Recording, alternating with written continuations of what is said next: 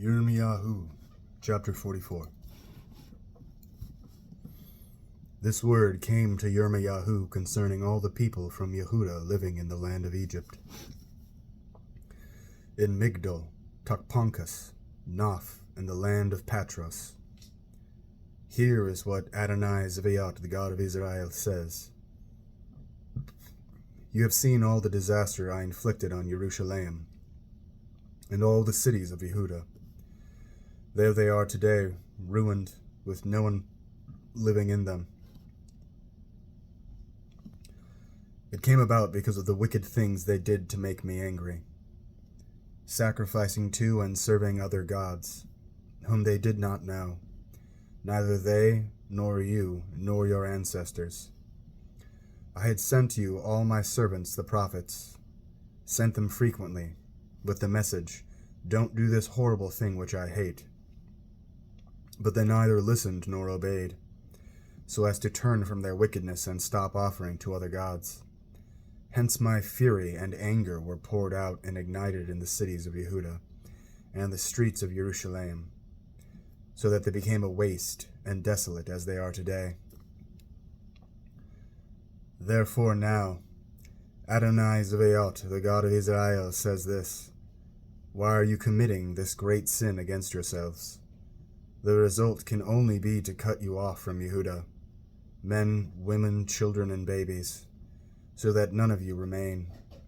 For you continue provoking me with the products of your own hands, offering to other gods in the land of Egypt, where you have gone to live as aliens.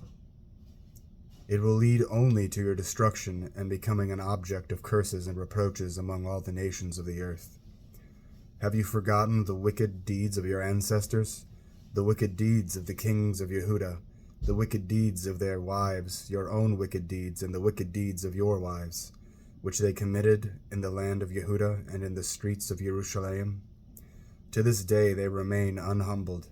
They have not been afraid, and they have not lived according to my Torah or my regulations that I presented to you and your ancestors.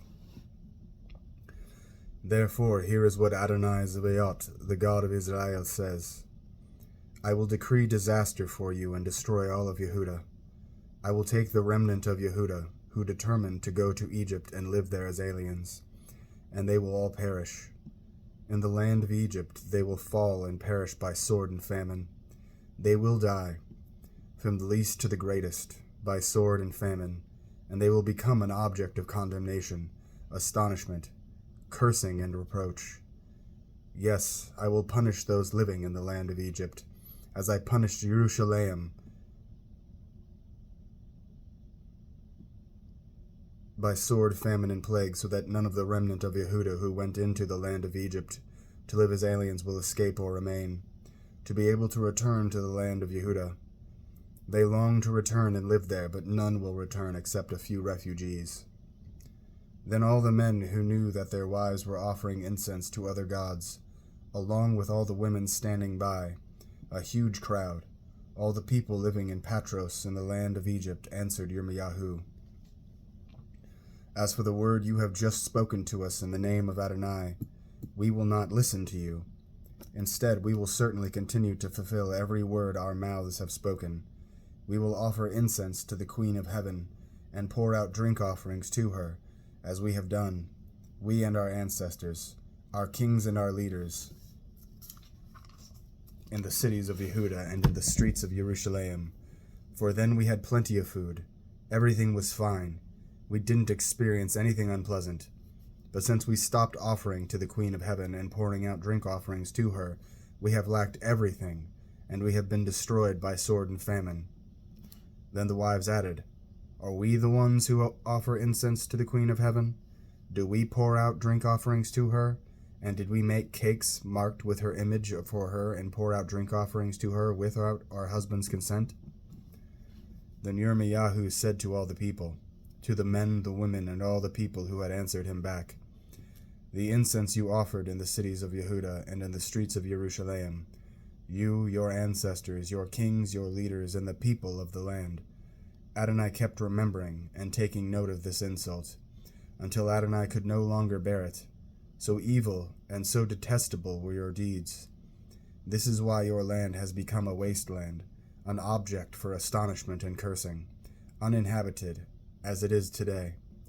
It is because you offered incense, sinned against Adonai, didn't listen to what Adonai said, and didn't live by his Torah, regulations, and instructions that this disaster has befallen you as it is today.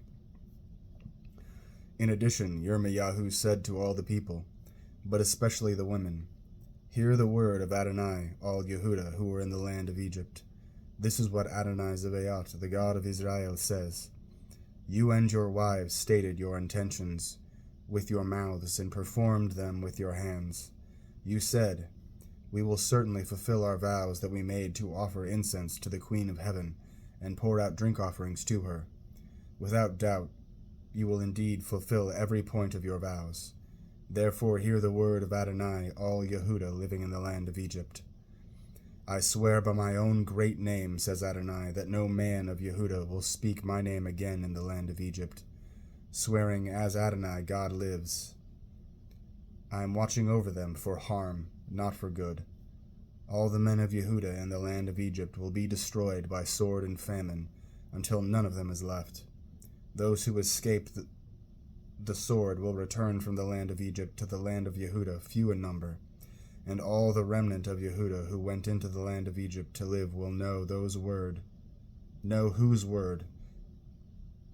will you in this place will stand, mine or theirs. Moreover, here is a sign for you, says Adonai, that I will punish you in this place, so that you can know that my threats of disaster against you will come true. Adonai says, I will hand over Pharaoh Hophra, king of Egypt, to his enemies, to those seeking his life, just as I handed Tzidkiyahu, king of Y'hudah, over to Nebuchadnezzar, king of Babel, his enemy, who sought his life.